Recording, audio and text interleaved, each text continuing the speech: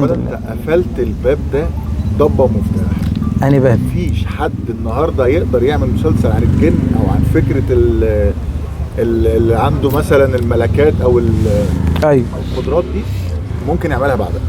فانت قفلت الباب ده اصلا. ما اعرفش، انا ما اقدرش لا انا ما يعني ماليش انت كمشاهد تتخيل ان حد يقدر يعمل مسلسل في الاتجاه ده اصلا؟ طبعا في ناس كتير تعمل كده.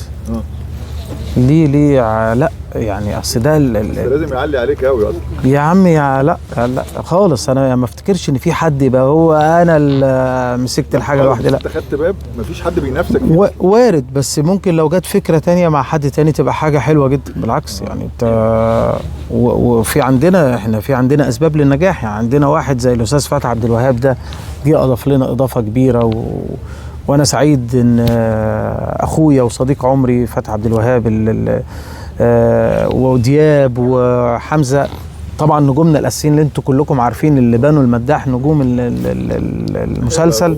طبعا دول نجوم الاساس اللي صابر من غيرهم يبقى محتاس يعني.